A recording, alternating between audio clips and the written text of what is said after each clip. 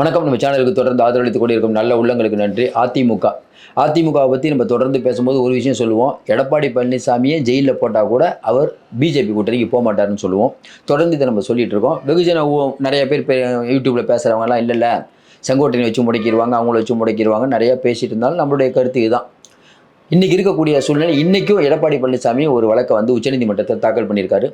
தேர்தல் ஆணையம் இதில் தலையிடக்கூடாதுன்னு சொல்லி. இது கண்டிப்பாக எடுபடும். ஏன்னா நீங்கள் எந்த வழக்கறிஞரை போய் கேட்டாலும் எப்பயுமே உச்சநீதிமன்றம் ஒரு வழக்கு ஏற்கனவே ஒரு ஒரு நடைமுறை கொடுத்துருந்ததுன்னா, இப்போ செந்தில் பாலாஜிக்கு ஜாமீன் கொடுத்துட்டாங்க. அதை காரணமாக காட்டி நிறைய பேருக்கு ஜாமீன் கொடுத்துருப்பாங்க. மறுபடியும் செந்தில் பாலாஜிக்கு ஜாமீன் ரத்து பண்ணுறது கொஞ்சம் கஷ்டம். ஏன்னா ஒரு விஷயம் நடந்தது. அதே போல் ஏற்கனவே உச்சநீதிமன்றம் பல தீர்ப்புகளில் தேர்தல் ஆணையத்துக்கான அதிகாரம் என்ன அப்படின்னு சொல்லியிருக்குது. தேர்தல் ஆணையம் சின்னம் தொடர்பான விஷயத்தில் முடிவெடுக்க முடியாது. அதை தேர்தல் ஆணையமே பல தடவை சொல்லிக்குது. அப்படிப்பட்ட சூழ்நிலையில் உச்சநீதிமன்றம் போவாங்கன்னு போயிட்டார். இப்போ அடுத்து என்ன நடக்கும்? ஏற்கனவே 2ஆம் கட்ட தலைவர்கள் நம்ம ஏற்கனவே சொன்ன மாதிரி பெரும்பாலும் இல்லை, ஒரு சில தலைவர்களுக்கு ரெய்டெல்லாம் விட்டுருவாங்க, என்னென்ன பண்ணுறதுன்னு கேட்டிருக்காங்க பொழுது. ரெய்டே விட்டாலும் பரவாயில்லப்பா, ஜெயிலுக்கே நம்ம ஏற்கனவே சொன்னது தான். 2 மாதம் 3 மாதம் ஜெயிலில் வைப்பாங்களாப்பா, வரட்டும்.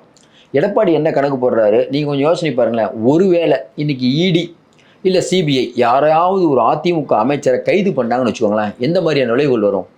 அப்போ எடப்பாடி பழனிசாமி பக்கம் சிறுபான்மை வாக்குகள் போகும். அந்த திமுகவுக்கு ஒரு பிரச்சனை. எடப்பாடி பழனிசாமிக்கு ஏரியாலேருந்து யாராவது ஒருத்தர் இடி இப்போ கை வச்சதுன்னா எடப்பாடி பழனிசாமி என்ன சொல்லுவார்? பார்த்தீங்களா சிறுபான்மை மக்களே, நான் பிஜேபியை விட்டுட்டு வந்ததுனால திமுகவுக்கும் பிஜேபிக்கும் ஒரு மறைமுக கூட்டணி இருக்குது, அதனால் எங்களை கை வைக்கிறாங்கன்னா திமுகவுடைய 14% வாக்குகளுக்கு ஆபத்து. இப்போ எல்லாரும் என்ன நினச்சிட்ருக்கோம்? ஏன் சிறுபான்மை மக்கள் எடப்பாடி நம்பலை? எடப்பாடி பிஜேபி திட்டமாட்டுறாரு. இப்போ அரெஸ்ட் பண்ணிட்டா உறுதியாகிடுது இல்லை? அது தேர்தலுக்கு முன்னாடி அரெஸ்ட் பண்ணால் இன்னும் சூப்பர். இன்னொரு பக்கம் இல்லை ஏற்கனவே ஒரு ஆலையை விற்று அதில் இதுக்கு ஆந்திராவுக்கு ஆலையை விற்றுட்டாங்க. மன்னார்குடி குரூப்பு பெரிய பணத்தோடு ரெடியாக இருக்காங்க, ஆனால் செலவு பண்ண தயக்கம். இன்னொரு பக்கம் பார்த்தீங்கன்னா ஓபிஎஸ் இங்கே வெங்கைய நாடு அவர்கள் கல்யாணத்துக்கு வரும்போது அமித்ஷாஜியை பார்த்து ஏதாவது ஒன்று பண்ணுங்க அப்படின்றதுக்கு வெயிட் அண்ட் சி அப்படின்னாராம். இதே தான் சொல்லிட்டு இருக்காங்க, எப்போ ரொம்ப நாளாக சொல்லிட்டு இருக்காங்க.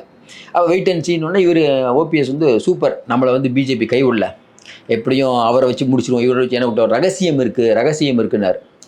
எப்படி டிடிவி தினகரன் அந்த எடப்பாடி ஆட்சி இருக்கும்போது 4 வருஷமும் ஸ்லீப்பர் செல் இருக்குதுன்னு சொன்னாரோ அதே போல தான் நம்ம தொடர்த்தி ஒன்று சொல்கிறோம். இன்றைக்கி அதிமுகவை பலவீனப்படுத்துறதுக்காக டிடிவி டெல்லி போய் முயற்சி பண்ணுறாரு, ஓபிஎஸ் அதே வேலையாக இருக்கார். இன்னொரு பக்கம் பார்த்தீங்கன்னா சசிகலா அது ஒரு வேலை பண்ணிகிட்டு இருக்காங்க. எல்லாத்தையும் தாண்டி பிஜேபி, எல்லாத்தையும் தாண்டி அண்ணாமலை. இவ்வளவு எதிர்ப்பையும் சந்திச்சுட்டு எடப்பாடி ஒரே ஒரு விஷயம்தான், நான் பிஜேபியுடன் கூட்டணி போக மாட்டேங்கிறாரு. அப்போ எடப்பாடி பழனிசாமிக்கு ஏன் சிறுபான்மை மக்கள் வாக்களிக்க மாட்டாங்கன்னு நினைக்கிறீங்க? பிஜேபிக்கும் திமுகவுக்கும் ஒரு அண்டர்ஸ்டாண்டிங் இருக்கிறது தமிழ்நாடு மக்களுக்கு தெரியாதா? என்ன ஒன்று, எடப்பாடி பழனிசாமி இருக்க சிக்கல் பிஜேபி திட்டலை. நம்மளும் சொன்னோம் பிஜேபி திட்ட ஆரம்பிப்பாருங்க, வெயிட் பண்ணிட்டு இருக்காரு. இப்போ இந்த மாதிரியான சம்பவங்கள் ஒன்றும் வேணாங்க, ரெட்டலையை மட்டும் பிடுங்கட்டும். கொஞ்சம் யோசனை பாருங்க, ரெட்டலையை பிடுங்கினா என்ன ஆகும்? பொதுச் செயலாளராக இருக்கார், 2-3 தேர்தலில் கையெழுத்து போட்டார், மாவட்ட செயலாளர் இருக்காங்க, எம்பிக்கள் இருக்காங்க, எம்எல்ஏக்கள், எல்லா பலமும் இவர்கிட்ட. எல்லா பலமும் இருந்தும் தேர்தல் ஆணையம் எப்படி இவருக்கு சின்னத்தை கொடுக்க மாட்டேன்னு சொன்னால், பார்த்தீங்களா பாசிச பாஜக எங்களை கை விட்டுட்டாங்கன்னு என் எடப்பாடி சொல்ல மாட்டார். ஒன்று தான், இன்றைக்கி ஹை ரிஸ்க் ஹை கெயின், அவ்வளோதான். எடப்பாடி என்ன யோசிப்பார்? இவ்வளோ நாள் பிஜேபிக்கு தண்ணி காட்டினவர் இன்னும் அமைதியாக போய் சேர்ந்துருவார் நினைக்கிறீங்க நீங்கள்? எடப்பாடி பழனிசாமி என்னைக்கு பிஜேபியில் போய் சேர்றாரோ அன்னைக்கு அதிமுகவுடைய வரலாறு முடிக்கப்பட்டது, எழுதி வச்சுக்கோங்க. அந்த ஒரு தப்பை எடப்பாடி பழனிசாமி பண்ண மாட்டார். ஏன்னா அதிமுகங்க அவர். இன்னொன்று செங்கோட்டையன், நம்ம செங்கோட்டையன் விஷயத்த முதல் நாள்னு சொல்லிட்டு இருக்கோம். பரபரப்புக்காக நியூஸ் போடலாம். என்ன, செங்கோட்டையனின் பின்னால் பிஜேபி இயக்குகிறது. என்றைக்கு செங்கோட்டையன் இந்த மாதிரி போர்க்கூடி தூக்கி பெரிய விஷயம் தான் பண்ணியிருக்காரு? ஏங்க ஒருத்தர் சுபாவத்தை பார்த்தா தெரியும். செங்கோட்டையன்லாம் அந்த மாதிரி பண்ண மாட்டார். நம்ம தொடர்ந்து சொல்கிறோம், செங்கோட்டையனை வச்சு யாரும் இயக்கி அவர்லாம் அந்த அவர் தான் அவரோட உயரம் என்னன்னு தெரியுன்ட்டார். அது ஒன்று. இது சின்ன ஒரு விஷயத்த பெரும்பாலான பத்திரிகைகள் பார்த்தீங்கன்னா செங்கோட்டையன் போர்க்குடி தூக்குனா என்ன பண்ணியிருக்கணும்? அவர் போலீஸ் பாதுகாப்பே கேட்கல, வம்படி அதுக்கு திமுக அரசு போய் போலீஸ் பாதுகாப்பு கொடுக்குறீங்க. அப்போ வெளியில் இருக்கக்கூடிய மக்களுக்கு பார்த்தீங்களா போலீஸ் பாதுகாப்பு போட்டிருக்காங்க, எடப்பாடி ஆட்களால் ஆபத்து வரும். அப்போ இவங்களே திட்டமிட்டு ஒரு சண்டையை உருவாக்குறாங்க. சபரீசன் அவர்களுக்கும் நம்ம ஐயா ஓபிஎஸ்க்கு என்ன சம்பந்தம்? ஓபிஎஸ் வச்சு சபரீசன் என்னென்ன பண்ணிகிட்டு இருக்காரு தெரியாத மக்களுக்கு? அதாவது ஓபிஎஸ் அப்படிங்கிறவர் அதிமுகவை முடிச்சு ஆகணுங்கிற எண்ணத்தில் இருக்கார். பிஜேபிகிட்ட எடப்பாடி கட்சியை கொண்டு போய் அடமான வச்சுணுங்கிற ஒரு முடிவோடு இருக்கார். இவங்க பையன் நல்லா இருந்தால் போதும். ஏங்க பிஜேபி சொன்னாங்கன்னா நான் வாபஸ் வாங்குறேன்னு சொல்கிறாருங்க பிரதான பெரிய கட்சிங்க அதிமுக. இப்படியா பேசுறது? நீங்கள் பார்த்து பிஜேபிக்கு போடணும் சார். எடப்பாடி பழனிசாமி என்ன சொல்கிறாரு, அவரை தொங்கலில் விடுறாங்க. நீங்கள் என்னடான்னா மோடிக்கிட்ட போகிறீங்க, காபி போட போடுறீங்க. குஜராத்தில் போனால் உண்மையிலே ஓபிஎஸ் அவர்கள் வந்து அதாவது அதிமுகவுக்கு பெரிய அளவுக்கு துரோகம் பண்ணுறாரு, அது மறுக்கவே முடியாது.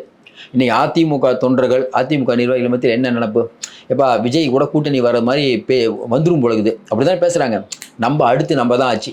அப்படி போயிட்டு இருக்கும்போது விஜய் எடப்பாடி கூட்டணி வரக்கூடாதுன்னு யார் நினைப்பா? திமுக நினைக்கும். அடுத்து யார் நினைப்பா? பிஜேபி நினைக்கும். அப்போ பிஜேபியோட நோக்கம் என்ன? எடப்பாடி விஜய் கூட்டணி உருவாகிடக்கூடாது. அதுக்கு நம்ம என்னென்ன வேணால் பண்ணும்.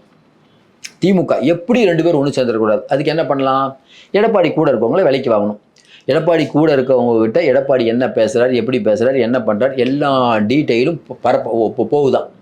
எடப்பாடி பழனிசாமி தெரியுதா இல்லையா நமக்கு புரிய மாட்டேது. அப்போ அதிமுகவிலேருந்து பல விஷயங்கள் இன்றைக்கி போகுது. அதேமாதிரி ஏற்கனவே சொன்னோம், விஜய் அவர்கள் என்ன பண்ணுறாரு, எது பண்ணுறாருன்னு பார்ப்பதே முழு நேர வேலையாக வச்சுருக்கிறது இங்கே இருக்கக்கூடியவங்க. அப்போ விஜயும் ரொம்ப எச்சரிக்கையாக இருக்கார். ஏன்னா எத்தனை மணிக்கு யார் அவரை பார்க்குறாங்க, என்ன பேசுனாங்கிற வரைக்கும் ரிப்போர்ட் எடுக்க நீங்கள் தயாராகிட்டாங்க. ரொம்ப பார்த்து பேசணும். ஏற்கனவே ஒரு பத்திரிகையாளர் போய் பார்த்து அவர் மேலே இருக்க மரியாதையில் விஜய் சில தகவல்களை சொல்ல போக அவர் பொது வழியில் போட்டார். நம்ம தொடர்ந்து சொல்கிறோம், விஜய் ஒரு நடிகராக இருந்து அரசியலுக்கு வராருனாங்க. நீங்கள் கொஞ்சம் யோசனை பாருங்கள், எவ்வளோ டென்ஷனு. இப்போ நீங்கள் சொல்கிற மாதிரி மற்ற நடிகர்கள் மாதிரி சம்பாரித்தோம் அப்படியே இருந்துக்கிட்டு போனோம், அது ஒரு விஷயம். அதுனா நீங்கள் போட்டுருவீங்க. இப்போ அஜித் இருக்கார், படம் நடிக்கிறாரு, அவர் பாட்டு ரேஸுக்கு போகிறாரு, அஜித் அப்படின்னு கொண்டாடுறீங்க. ஆனால் கொஞ்சம் யோசனை பாருங்கள், அஜித்துக்கு விஜய்க்கு என்ன வித்தியாசம்? ஏன்னா அஜித்தை நம்ம குறை சொல்ல முடியாது. ஏன்னா அவர் விருப்பம், அவருக்கு அரசியலுக்கு வேணான்னு விருப்பப்படுறாங்க. ஆனால் அரசியலுக்கு ரிஸ்க் எடுத்து வர ஒருத்தரை அவருக்கு 2%, 3%, அவர் அங்கே கோவா போகிறாரு, அங்கே போகிறாரு, இங்கே போகிறாரு, அவர் அந்த ஸ்கூல் நடத்துகிறாரு, இந்த ஸ்கூல் நடத்துகிறாரு, இவரெல்லாம் ஜெயிக்க முடியாதுங்க. அப்போ யார் தான் ஜெயிக்கணும்? இதே திராவிட ஆட்சி மறுபடி வரணும். ஒன்றும் புரியலையே நமக்கு. அப்போ எடப்பாடி பழனிசாமியிடம் இருக்கக்கூடிய ஒரு வலிமை என்ன? கட்டமைப்பு. இன்றைக்கும் அதிமுக பெரிய கட்சி. அப்போ அதிமுகவை டேமேஜ் பண்ணணும் அப்படிங்கிறது பிஜேபியும் நினைக்குது, திமுக நினைக்குது. விஜயை டேமேஜ் பண்ணணும்னு நினைக்கிறது பிஜேபியும் திமுக. அப்போ கொஞ்ச நாளில் என்ன ஆகும்? எலெக்ஷன் நெருங்க ஏன் ஒரு கூட்டணி வரக்கூடாது? மறுபடியும் சொல்கிறோம், விஜய் அவர்கள் அவர் ஒரு முடிவு எடுப்பார்ல. ஏன்னா இப்போ கூட்டணி வேணாம்னு நினச்சிட்டு இருக்காரு சார். எடப்பாடிக்கு கூட்டணிக்கு ஆள் வேணும். அப்போ எடப்பாடி இத்தனை சீட்டு தான் தருவேன், அத்தனை சீட்டு தான் தருவேன்னு இப்போ சொல்லலாம், கடைசி நேரத்தில் சொல்லுவாரா? இன்னொன்று, கூட்டணி கணக்குகள் அப்படிங்கிறது விஜய் அதிமுகவோட சொல்லுவார், கூட்டணி வைப்பாருன்னு வெகுயில் நிறைய பேர் பேசிகிட்டு இருக்காங்க. அது நோக்கம் என்னென்னா, விஜயை சிஎம் கேண்டிடேட் அப்படின்னு இல்லை, விஜய்க்கு கம்மியாக தான் பால் இருக்குது, அதிமுகவோட சேரலன்னு விஜய் தோற்றுருவார், இப்படி ஒரு இமேஜை வெளியில் பரப்புகிறாங்க. அரசியலில் எப்பயுமேங்க உங்களுக்கு வலிமை இருக்கோ இல்லையோ, ஆனால் வலிமை இருக்க மாதிரி காட்டிக்கணும். இப்போவே இல்லைங்க எங்களுக்கெல்லாம் வலிமை இல்லைங்க, ஒரு 40 சீட் கொடுத்து அதிமுகவோட போகிறோன்னு விஜய் சொல்லணும்னு எதிர்பார்க்குறாங்களா? அது சொல்வதற்கான நேரம் இதா? அது விஜய்க்கு தெரியாதா? வெளியில் நிறைய பேர் கருத்து சொல்கிறவங்க விஜய்க்கு நிறைய அட்வைஸ் சொல்கிறாங்கல்ல. இத்தனை கோடி சம்பளத்தை விட்டுட்டு வராரு, இவ்வளோ எதிர்ப்பை சந்தித்து கொண்டிருக்கக்கூடிய விஜய் அவர்களுக்கு தெரியாதா எப்போ எந்த முடிவு எடுக்கணுன்ட்டு? நம்ம தொடர்ந்து சொல்கிறோம், எடப்பாடி பழனிசாமி ஒரு முடிவு எடுத்துட்டார். அவர் என்ன சொல்கிறாரு? ஜெயிலுக்கே போனாலும் பரவாயில்ல, அடுத்த நிமிஷம் எது வேணால் நடக்கலாம். மறுபடியும் நம்ம சொல்கிறோம், இன்றைக்கி இத்தனை எதிர்ப்புகளை மீறி எடப்பாடி பண்ணும்போது எடப்பாடி மேலே நமக்கும் 1008 விமர்சனம் இருக்குது.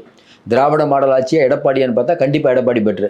திராவிட மாடல் ஆட்சியாக எடப்பாடி விஜய் பெஸ்ட்டானா இந்த 2 பேரில் மக்கள் யாருக்கு தீர்ப்பு சொல்ல போகிறாங்கன்னு தெரியல, இவங்க எப்படி நிற்க போகிறாங்கன்னு தெரியல. இப்போ எதுவும் உறுதிட்டு சொல்ல முடியாது. ஆனால் அதிமுக உடஞ்சிருக்குது, விஜய்க்கு ஆதரவில்லை, பிஜேபிக்கு ஒன்றும் இல்லை. இது திமுக. பிஜேபி எடப்பாடிக்கு ஒன்றும் இல்லை, திமுக மக்கள் விரோத அரசு, விஜயை நான் காலி பண்ணிடுவோம். அப்போ இந்த 2 பேரும் சேர்ந்து இன்றைக்கி இருக்கக்கூடிய எதிர்கட்சிகளை நசுக்கிறாங்க. விஜய் கட்சியோ எடப்பாடி கட்சியோ குரல்கள் வெளியில் வரக்கூடாது. அதற்கு தான் நீ அண்ணா சாலைக்கு வா, அங்கே வா, இங்கே வான்னு 2 பேர் சண்டை போட்டுட்ருக்காங்க. இது தெரு சண்டையாக மாறிவிட்டது, ஹேஷ்டேக் சண்டையாக மாறிவிட்டது. ஹேஷ்டேக்கில் போடுறது யார்? திமுக உடன்பிறப்புகள், அதுக்கு காசு. நாளைக்கு அண்ணாமலை போடுறாரு, அதுக்கு யார்? நம்ம பாரத பிரதமருக்காக மக்கள் எழுச்சியாக நிற்கிறாங்களா? இல்லை, அது பிஜேபியோட ஐடி விங்காரங்க காசு கொடுத்து பண்ணுறாங்க. எப்படியோ ஹேஷ்டேக் ப்ராப்ளம் ஆகலாம். இது 1 நாள் 2 நாள் கூத்தில் ஓடிட்டு இருக்கோம். இது வெகுஜன மக்கள் ரசிக்க மாட்டாங்க. மறுபடியும் சொல்கிறோம், மக்கள் பிரச்சனையில் கவனம் செலுத்தாமல் உங்கள் தனி இதில் கவனம் செலுத்திட்டு இருக்குங்க. எடப்பாடி பார்த்துட்டு இருக்காரு. எடப்பாடி பழனிசாமிக்கு என்ன சிக்கல்? இப்போது பிஜேபியை விஜய் எதுக்குறாருங்க? பாசிசபாஜி எடப்பாடி ஏன் சொல்ல தயங்குறாரு? மடியில் கனம் இருக்குது, வெளிப்படையாக பேசுறதுக்கு என்ன? ஏதாவது பண்ணாருன்னா எடப்பாடி தாங்குவார். கூட இருக்கவங்க சொல்லிட்டாராம், கூட இருக்கவங்கள்ட்ட இல்லைப்பா கேஸ் வந்தாலும் வரும், தாங்கி தான் ஆகணும். இன்னும் குறிப்பாக பார்த்தீங்கன்னா கேஸ் இடிலாம் உள்ளே வந்ததுன்னா எடப்பாடி அதிமுகவுக்கு நல்லது. அப்போ தான் அதிமுகவுக்கு இஸ்லாமிய கிறிஸ்தவர்கள் ஓட்டு விடும். அது நடந்தால் திமுக அன்னைக்கு தான் 7:30 கிளப்போம். பொறுத்திருந்து பார்ப்போம். மீண்டும் சந்திப்போம். நன்றி, வணக்கம்.